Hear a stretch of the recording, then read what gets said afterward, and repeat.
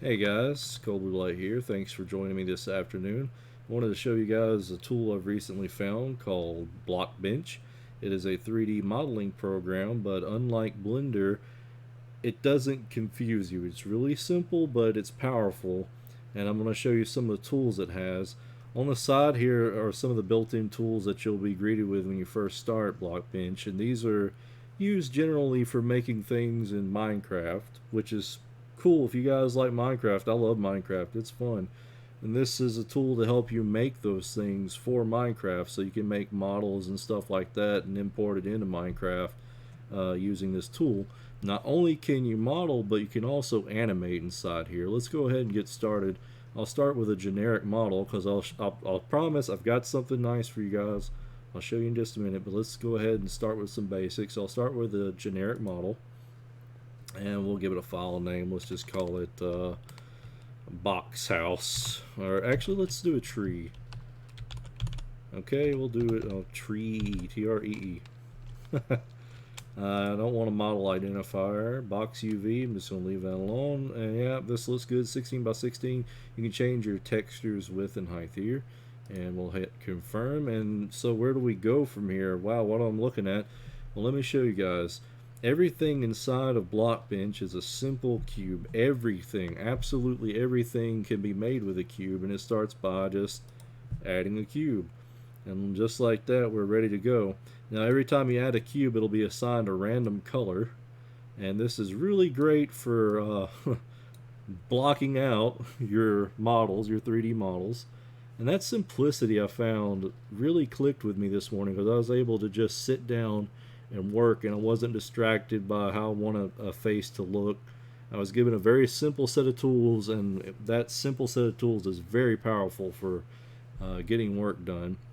Here's your resize tool where you're able to rescale your blocks to any size you want. Let's go ahead and make a nice big, let's see, big base for our tree here. I'm going to scale this up just a bit like that. Alright, and I'm going to move it in the center. Some controls for you real fast. If you hold down control, you can move things just slightly like this.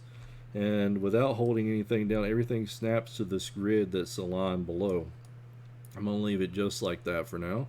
Actually, I'm going to make it a little bit bigger. Let me zoom out. With your mouse wheel, you can zoom in and out. The left mouse button will rotate around, and you can pan with the right mouse button. That's really simple, really nice and straightforward. Let's go ahead and scale this up. And I'll make it just a little bit wider here. Give our tree a little bit of character to it. Yeah, there we go. Looks alright. I'm going to push up this bottom.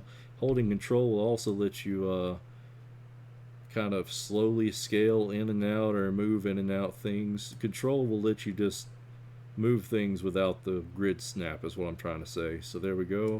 About right here. Color. Let's go ahead and add a color to it. Right click and texture. I want a blank texture, or I can go over here and say create texture, or if I've drawn one outside an external program, I can import it right here. Let's go ahead and create a texture. We'll call this one leaf. Yeah, we'll leave it like that. I'm not going to put it in a folder. I'm going to hit confirm. 16 by 16, fantastic. Let's go ahead and set this to a nice green color. There we go. I'm happy with that. Confirm. Alright, and we can paint this on the side here. You can animate it as well, but we're going to just paint today. We're not going to do any animations. I haven't played with that yet. I'm assuming it's vertex animation, which is fine. Oh no, I'll do some more tutorials on this if you guys like it. I love it. I love the simplicity of this thing. Let's go ahead and do some painting here. So this model doesn't have a texture assigned to it, so how we're going to do that is while we're in paint mode, we can right click and then go to texture and then assign it to leaf, and there we go. Now if you want to add details to your leaf, right, let's pick a different color. Let's say a little bit of green here. You would just start painting on the side here just like that, and you'll see it's already unwrapped our model for us, so you don't have to worry about UV editing anything. Control Z undoes any mistakes you may have made, but don't worry about mistakes. We're just here to have fun and to get a little creative. So let's go right here and do a little bit like that.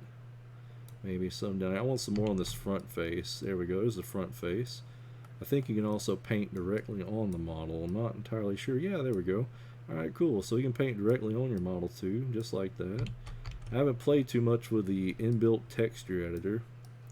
So don't worry about how everything looks. Just have fun, play around with it. You can adjust this infinitely as much as you want.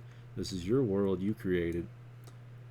Just paint freely, just mark it up a little bit. Let's change colors, get a little bit of a darker color there, and just kind of fill in some bits in between here and here. Like there's a little bit of shadow down there. Let's go ahead and paint all that up too. I like a little bit of undershadow here. It's like the overgrowth hanging. Hey, let's go ahead and paint down here too. Mix some of that in. Just like that. Alright. I'm going to go ahead and fill that out just a bit more. Actually, I'm going to paint this whole bottom the same color there. Now you notice it's also going to paint your sides too. That's because UVs are shared here. I think you can edit the UVs in some way. But let's not get caught up on details today. We can always go back and paint over this stuff. Let's see, a little color like that. Paint some on top here. That's a very jank looking bush, but this is for demonstration purposes, so let's not worry too much about it. Alright, there we go. Let's go back to modeling now. How we're going to make the rest of this tree is, you guessed it, we're going to add another cube. Let's go ahead and organize our stuff. We're going to name this base. Alright, this is going to be the base. And you know, it's nice to always add more things to your scene, but you can also right click and duplicate it just like that. And if we drag up, we can see we've added to our model. And let's drag it out. We'll just make kind of one of those little famous Minecraft trees. You know, they got the little bits sticking off of them. Oh yeah, here we go. You can adjust your UVs over here in the side window, so that's super nice. Like I said, I haven't played with the UV paint too much. I'm just super excited to show you guys this. Let's go ahead and adjust our size here. I'm going to drag that out a little bit so it stops Z-fighting on that plane. That's what this is called. Whenever you see this in a model or in you know, you play in a video game and sometimes textures flicker like that, that's called Z-fighting. That's because they share the same plane and we don't want them to fight, so we'll just drag that out. Let's make this a little bit poofier than our base there. And they'll all have the name base. You can change it. You can give it whatever. This will be Bush 1. There we go. And we'll duplicate that again to save time, and we'll drag that over and pull it up. And we still have Z fighting. That's going to happen. That's no big deal. Let's go ahead and adjust this. Get rid of that Z fighting. A little bit more. Let's widen it out some. And we'll do the same back here. Alright, it's starting to take shape. I hope you guys are kind of getting the idea. I'm sure you are. Everything is a block. And because of that, it's very simple and very easy to make basic models. And the more cubes you add to these, the more complex you can make them. Alright, you see how I've varied this already? We got a pretty decent looking tree. It's only taken a few minutes. I know the textures aren't the best, but you can always adjust these to your liking, so just consider this a demonstration purpose. I want to add one more here, as I feel our tree is a little bit bare on the side, and I want to scale this one way down. Just maybe it's a small new growth coming in on our tree. We'll push up the bottom here, and we'll push it in some actually. Just like that. There we go. We're getting rid of all that fighting that was occurring. Yeah, there we go. I'm pretty happy with that shape. It looks nice.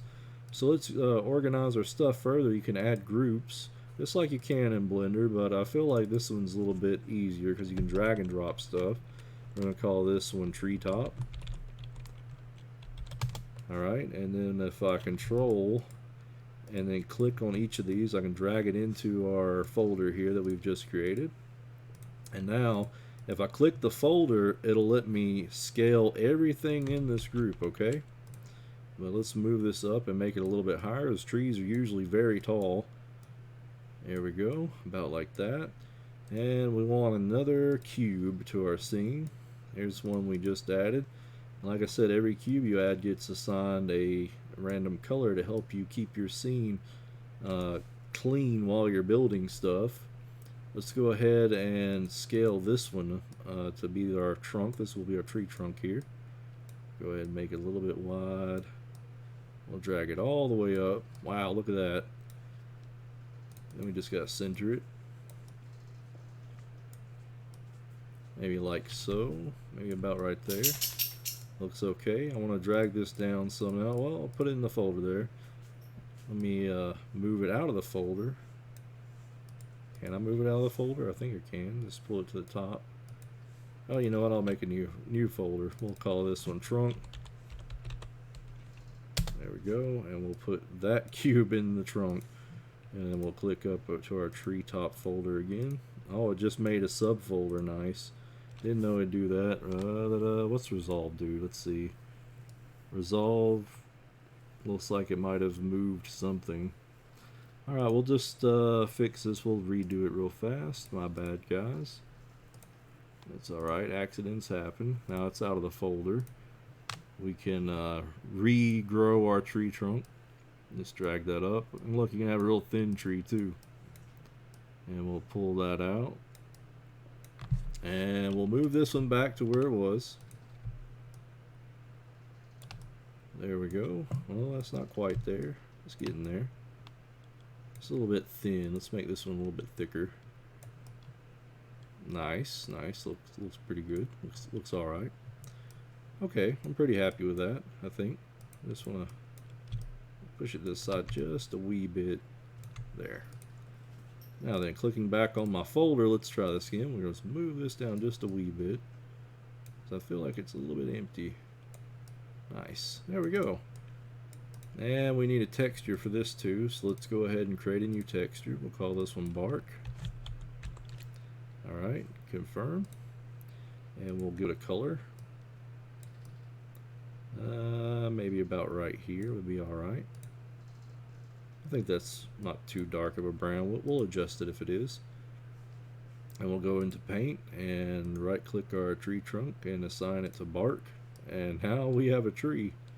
And you can paint patterns on it too. Nice. So that's it. That's all you need to get started with making really simple 3D models. And it doesn't have to be simple. Let me save our project here. Kind of tree. Okay. And I'm going to save. I don't know why it's asking me to save twice. Probably because it's saving textures or something. Alright. I don't know why I bet it was saving the textures too. I bet it saves. Oh, that's pretty smart. Like I said, I've just started playing around with this, but it's really powerful and straightforward to get started with. But let me show you something I was able to do this morning while I was playing around. I'm going to go ahead and open a new project, or one that I was working on this morning. I made this gun when I was playing around, because I'm working on an FPS right now. And no one really wants blocky guns in there. I don't know, but maybe people like blocky guns. I kind of like this. I was having trouble getting started in Blender, and I just kept procrastinating and playing around with different things. But this just is straightforward. You're given one tool to work with, and it's up to you to be as creative as possible with it. That's why I love this thing. So I made a nice looking gun. I think it looks nice. But here's what I really like about Blockbench. You can export your models into OBJ format or Sketchfab or OpenGL.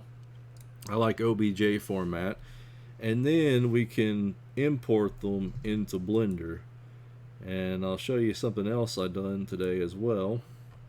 I've been super productive this morning. Made me a nice character model for my game. So there we go. Got T-pose going on. A little spaceman. So I exported this as OBJ into Blender, and here we go in Blender. The same model that I made in Blockbench. I don't know why I want to call it Blockcraft. The same model I made in Blockbench in Blender, ready to be rigged. And if you've textured it already inside of Blockbench, you don't have to retexture it in Blender. So that saves you time. I just haven't got used to the old texture workflow yet, as you guys can see. But man, I love this program so much, I just had to share it with you guys. But here it is in OBJ format inside of Blender. And what's fantastic about this is it's all quads, so it's ready to be imported into engines like Unity and Godot. Usually you want quads like this, but even if you don't want it to be blocky, just getting it into Blender as something like this will allow you to tweak and edit every single thing that you've made here to be the model that you want. You have sort of a rough layout to go on to speed up your workflow and make you guys more productive and let your creativity flow while you're working. I absolutely love this program, and I just had to share it with you guys. But that's all I wanted to say about it. I'm going to keep playing around with it. If you guys want to see more, just let me know down in the comments section. I appreciate you guys stopping by. I'm working on a game right now in Unity. It's going to be, I hope, a first-person shooter. I've been playing around with a bunch of different concepts, but I'm really hooked on the idea of making a first-person shooter right now. But anyway, guys, I really appreciate you stopping by. Thanks for staying with me, and I'll see you next time.